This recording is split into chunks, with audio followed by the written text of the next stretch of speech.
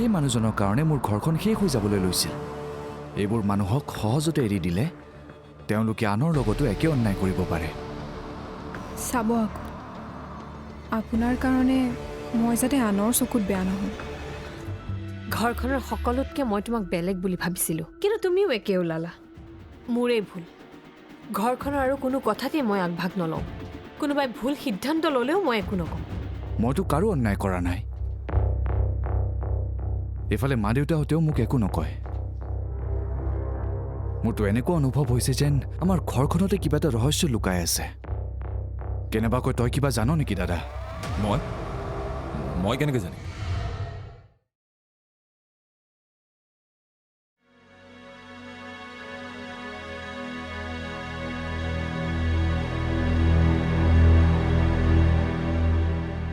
আপোনাক মই প্ৰায় কালিৰে পৰা দেখি আছোঁ। ইমানকৈ চিন্তা কৰি আছে, কি হৈছেনো? মোৰ কথাবোৰৰ উত্তৰ নাপাইহে চিন্তাত পৰিছোঁ। সকলোৱে মোৰ প্ৰশ্নবোৰৰ পৰা ফালৰি কাটি যায়।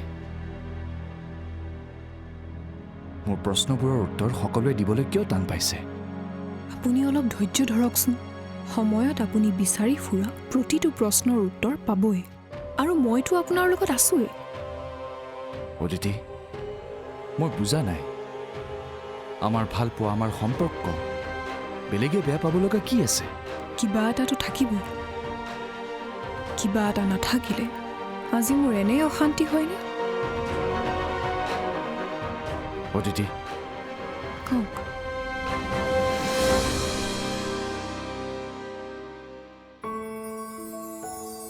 মোক ক্ষমা কৰিবা অদিতি। ক্ষমা? মই ভুল কৰিছিলোঁ। আনৰ কথা শুনি মই তোমাৰ পৰা আঁতৰি যাবলৈ চেষ্টা কৰিছিলোঁ। হয়তো মই কাকো অন্যায় কৰা নাই কাৰণে ভগৱানে মোৰ প্ৰেম ভাল পোৱাক আকৌ উভতাই দিলে। অজানিতে তোমাৰ জীৱনত যি হ'ল হ'ল। কিন্তু মই জানো তুমি কেতিয়াও ভুল কৰিব নোৱাৰা। তোমাক বাদ দি মই বহুত কষ্টত আছিলোঁ অদিতি। কথাবোৰ মই এতিয়াহে বুজি পাইছোঁ। মোৰ কাৰণে তুমি বহুত কষ্ট পালা অদিতি। কেৱল তুমিয়ে নহয়, তোমাৰ ঘৰখনেও বহুত কষ্ট পালে।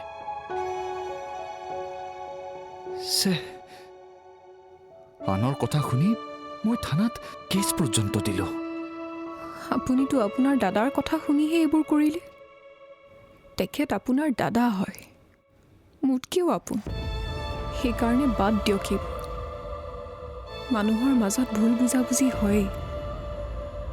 হয়তো আমাৰ সম্পৰ্কটোত বিশ্বাস আৰু ইজনে আনজনক বুজি পাবলৈ আৰু কিছুদিন লাগিব। তোমাৰ কথাবোৰ আনৰ পৰা শুনাৰ পাছতো মই কিয় এবাৰো ভাবি নাচালোঁ? এই কথাটো লৈহে এতিয়া মোৰ অনুশোচনা হৈছে। হ'ব দিয়ক, এতিয়া ভুলবোৰ শুদ্ধ কৰক। সঁচা কথা আৰু মিছা কথাৰ মাজত পাৰ্থক্য উলিয়াওক। তেতিয়া দেখিব জীৱনটো আকৌ সুন্দৰ হৈ গৈছে।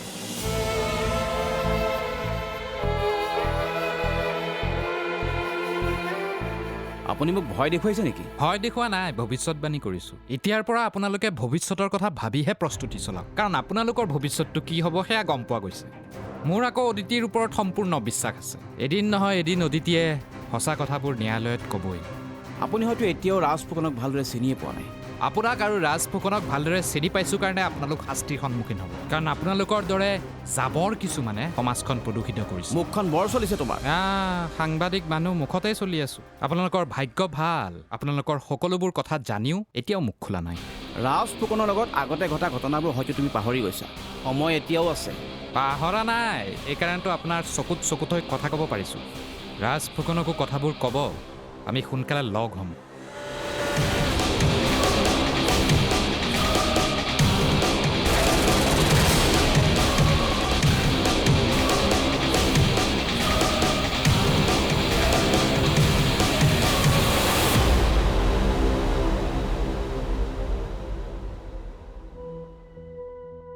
অদিতি, অঁ বৌ, তুমি ঘৰলৈ অহাৰ পৰা মই তোমাৰ লগত ভালকৈ কথাই পতা নাই।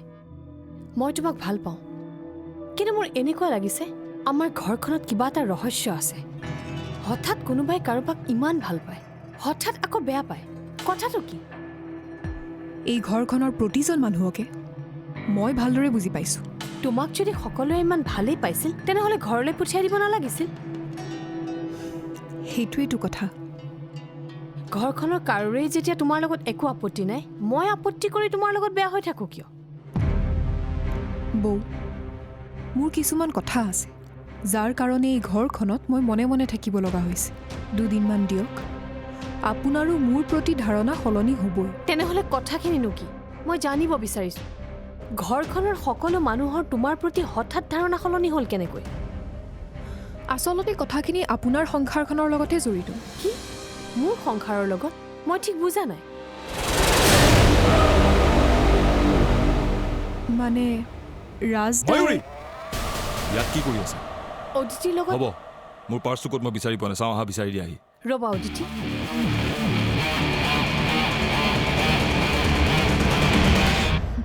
ভাল সময়তে মাতষাৰ দিলে।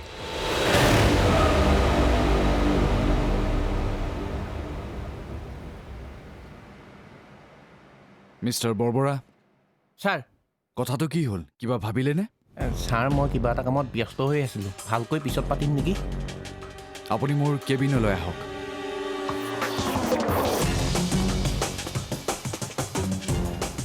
ছাৰে বা আকৌ কিয় মাতিছে?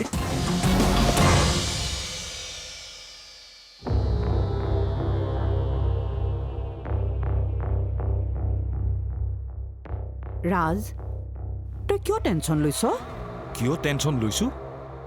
তোমালোকে অনবৰতে কৈ আছা যে অদিতি এইখন ঘৰলৈ আহিলে একো প্ৰব্লেম নহয় কিন্তু আজি যদি মই অদিতিৰ সন্মুখত থিয় নহ'লোহেঁতেন তাইতো ময়ূৰীক সকলোখিনি কথা কৈ দিলেহেঁতেন। নাজানো জীৱনটো কি হ'বলৈ গৈ আছে কিবা এটা কৰা মা নহ'লে কিন্তু সকলো শেষ হৈ যাব। আনে আপোনাৰ কান্ধত বন্দুক থৈ ফুটাইছে মোক সেই মানুহজনৰ নামটো লাগে। ছাৰ মানে আপোনাৰ ককাইদেৱে এই কাম কৰিবলৈ কৈছিলে।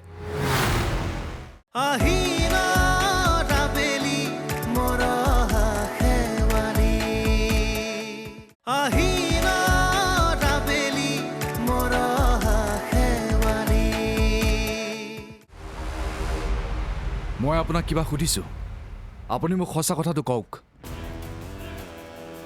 সেই ভিডিঅ'টো আপুনি ক'ত পাইছিল?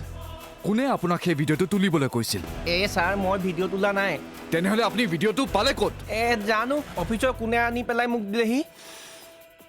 সেই মানুহজনৰ নামটো মোক লাগে এতিয়াই। মই জানো আপুনি এতিয়াও মোক সঁচা কথা কোৱা নাই। সেই মানুহজনৰ নামটো মোক লাগে। যদি আপুনি মোক সেই মানুহজনৰ নামটো নকয় তেনেহ'লে আজি আপোনাৰ এই অফিচৰ শেষ দিন। কাইলৈৰ পৰা আপুনি ইয়ালৈ আহিব নালাগে। আপুনি বেলেগ ব্যৱস্থা কৰি ল'ব। ছাৰ মোৰ পৰিয়াল আছে আপুনি তেনেকুৱা কাম নকৰিব। তেনেহ'লে আপুনি সঁচা কথা নকয় কিয়? সঁচা কথা ক'লে মই এনে সিদ্ধান্ত নলওঁ।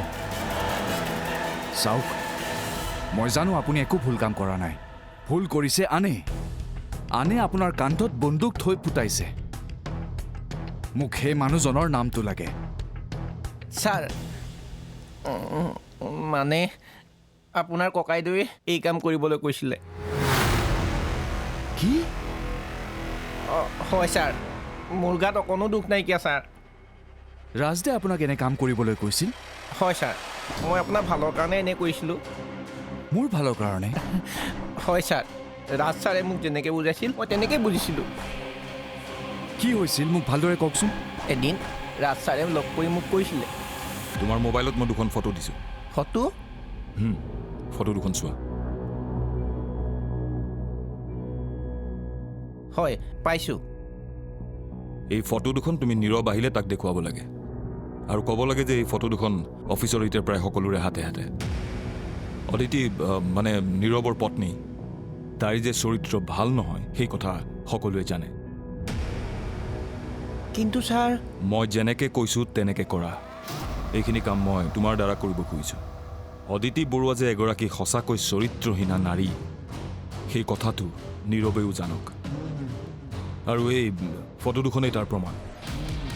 এই ফটো দুখন চাই যদি সি তাৰ জীৱনৰ সিদ্ধান্তবোৰ বেলেগ কৰে তেতিয়াহ'লে তাৰেই ভাল। এই টকাখিনি লোৱা। এই কামখিনি কৰাৰ বিনিময়ত তোমাক মই এই টকাখিনি দিলোঁ। আৰু যদি ভৱিষ্যতে মই ভবামতে কামবোৰ হয় তেনেহ'লে তোমাক মই আৰু সহায় কৰিম। লোৱা। ছাৰ কথা এইখিনি। এতিয়া কথাখিনি কিমান সঁচা মিছা মই একো নাজানো। আমি সৰু মানুহ। ৰাজ ফুকন ছাৰে কিবা এটা কাম কৰিবলৈ দিছিলে, মই নকৰোঁ বুলি কওঁনো কেনেকৈ? নাই বৰকটকী, মোৰ ল'ৰাই যে ইলেকশ্যন খেলিব সেয়া 100% খাটাং। এতিয়া দলে টিকেট দিয়ে নিদিয়ে সেইটো দলৰ কথা। ইমান দিনে মই দলৰ হৈ কাম কৰি আহিছোঁ। এতিয়া দলে মোৰ সেই বিশ্বাস ৰাখিলে মই ভাল পাম। হেৰা, এতিয়া আকৌ কিবা নতুনকৈ প্ৰব্লেম হৈছে নেকি? আজি কেইবছৰমান ধৰি দললৈ অহা নতুন মানুহবোৰে ভিতৰি দলটোক বিভাজন কৰি আহিছে। এতিয়া নতুন মানুহবোৰে দল পৰিচালনা কৰিব পৰা হ'ল। তাতে আকৌ অদিতিৰ এইবোৰ কথা মোক এতিয়া নক'বা। মই কোনফালে মেনেজ কৰিম? এফালে অদিতি, আনফালে ৰাজৰ টিকেট।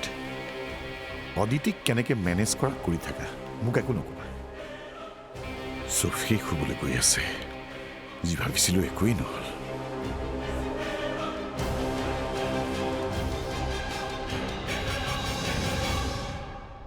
মোৰ দাদাই মোৰ বিৰুদ্ধে ইমান এটা ডাঙৰ ষড়যন্ত্ৰ কেনেকৈ কৰিব পাৰিলে? দাদাই মই সুখী হোৱাটো নিবিচাৰে নেকি? মইতো তাক ভাল পাওঁ। তাৰ পাছতো সি মোক অপকাৰ কৰাৰ কথা কেনেকৈ ভাবিব পাৰে? দাদাৰ অদিতিক লৈ সমস্যাটো ক'ত? নাই কিবা এটাতো গণ্ডগোল আছে। মই সকলো ৰহস্য উলিয়াবই লাগিব।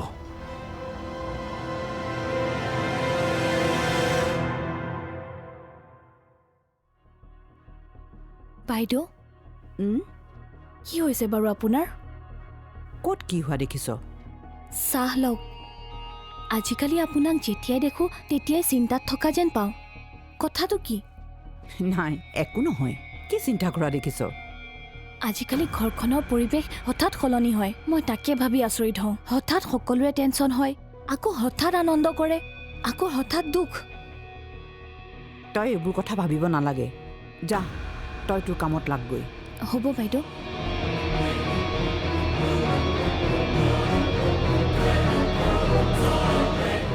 সকলো ফালৰ পৰা এতিয়া কেৱল টেনশ্যন। এফালে অদিতি টেনশ্যন, আনফালে ইলেকশ্যনৰ। তোৰ সমষ্টিত টিকটৰ কাৰণে বহুত মানুহ লাগি থকা বুলি শুনিছোঁ। সকলো ওলট পালট হৈ গ'ল। অদিতিয়ে কেনেবাকৈ কথাবোৰ কৈ দিলে কি হ'ব মই তাকে ভাবি পোৱা নাই। মই দিগন্ত নামৰ সাংবাদিকটোক লগ ধৰি বুজাব চেষ্টা কৰিছিলোঁ, কিন্তু সি কোনোপধ্যেই বুজিব নিবিচাৰিলে। মোৰ মনতো কৈছে অদিতি তহঁতৰ ঘৰলৈ উভতি অহাৰ উদ্দেশ্যটো বেলেগ। মই বুজি পোৱা নাই দাদাই মোৰ লগত এনেকুৱা কিয় কৰিলে? কি কৰিলে? অদিতি আৰু দিগন্তৰ যি বদনাম ওলাইছিল সেয়া দাদাৰ পৰিকল্পনা আছিল।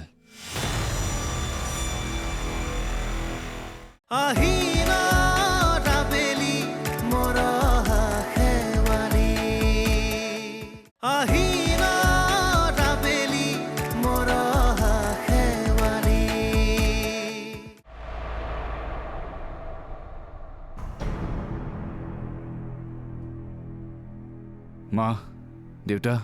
নীৰৱ, আহি পালি? হয় মা, তোমালোকৰ লগত মোৰ কিছুমান কথা আছিল। আগতে তই ভিতৰলৈ গৈ ফ্ৰেছ হৈ আহ, তাৰপিছত কথা পাতিম। নহয় মা, তোমালোকৰ লগত কথাবোৰ এতিয়াই পাতিব লাগিব। কি কথা ক?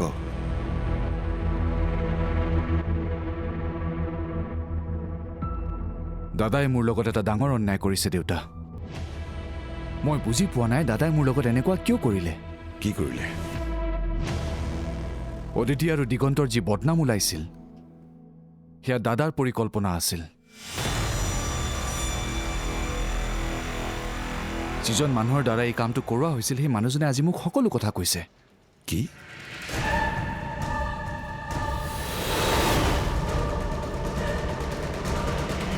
মোৰ আজি বৰ দুখ লাগিছে দেউতা। মই দাদাক সকলো কথা সুধিম, সেয়েহে তোমালোকক আগতে জনাই লৈছোঁ।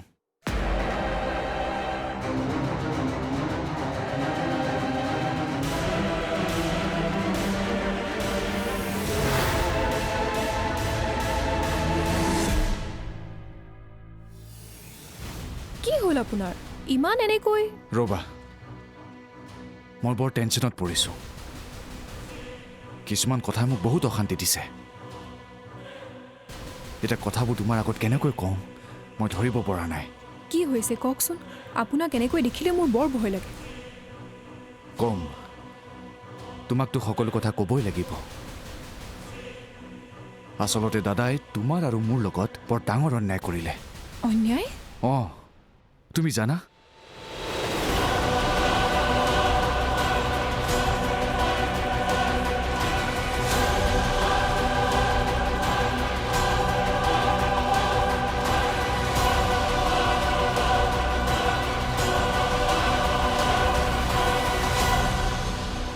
মই জানো এয়া কাৰোবাৰ ষড়যন্ত্ৰই হ'ব লাগিব কাৰণ মই মোৰ চৰিত্ৰত দাগ লগা কাম কেতিয়াও কৰা নাই যদি দাদাই এইবোৰ কৰিছে কৰক দিয়ক অন্যায় কৰিনো কি পাব আমাৰ সম্পৰ্কটোতো ভাঙিব নোৱাৰিলে তথাপিও মই দাদাক সুধিম তাৰ মোৰ লগত শত্ৰুতা কিহৰ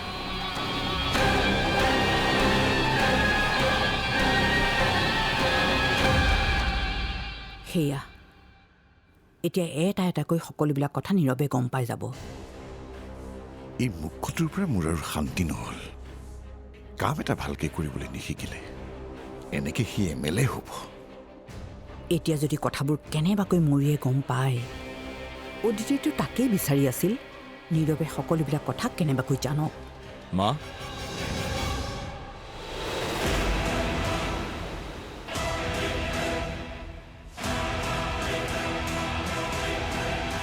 কি হ'ল এনেকে কি চাই আছা তই নিজেও মৰিবি আৰু আমাকো মাৰিবি মানে